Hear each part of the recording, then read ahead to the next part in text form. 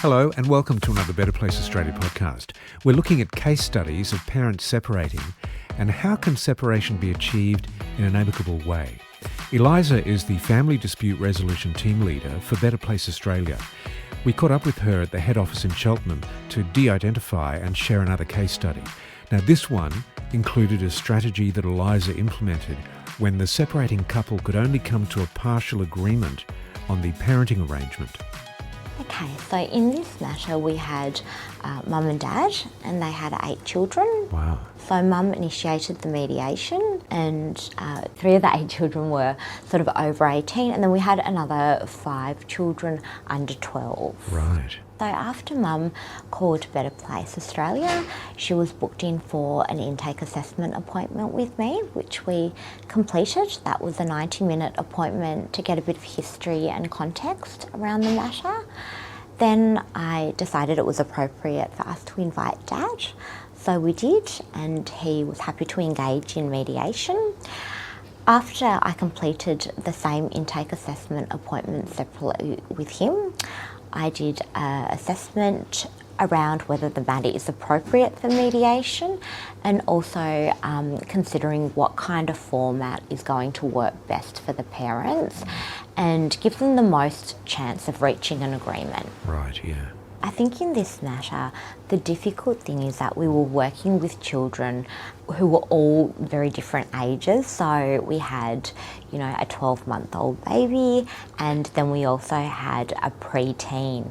So what we needed to consider was the children's ages and stage of development in the parents' agreement. So the parents really needed to think about where each of their children were at developmentally and also what kind of arrangement they would be able to cope with, because it has to be practical, but it also has to prioritise the children's best interests and put them first. It's so important, isn't it, to put the children first? Absolutely. And what we really want to do in mediation, encourage the parents to do, is really negotiate through a very child-focused lens and also with a future focus, because it's so easy to get caught up in what's already happened, what prompted the separation and the past and the history.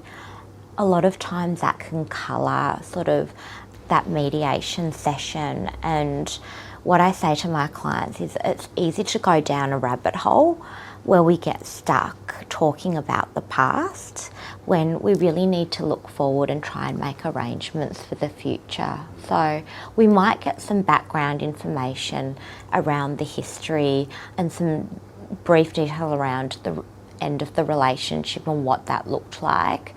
But in the actual mediation session, we really want to avoid going down that path, because we really want to look forward at, where both the parents and the children want to be and what's going to work well for them. So how did the parents manage the process? They went really well.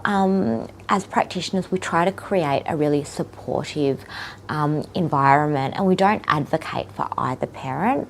What we are there to do is advocate for the child or the children, and also encourage parents to consider what is in their best interests. So we want to make sure people are in a really safe and comfortable environment to have those conversations. And what was the outcome? The outcome was that the parents reached a partial agreement.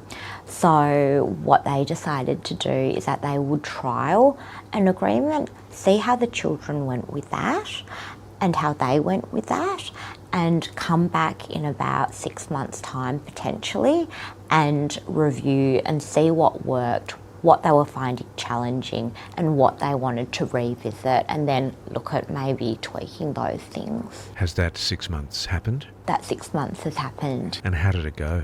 It went really well. I think trialling the agreement first was really positive in that it allowed them to look at each of the children's unique needs and how they were coping.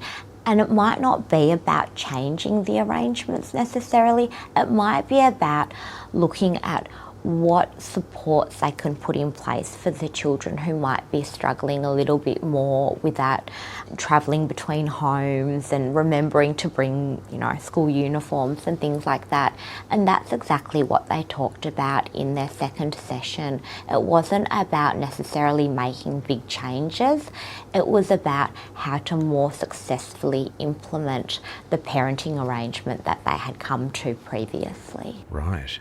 So what would be a takeaway we could all learn from this?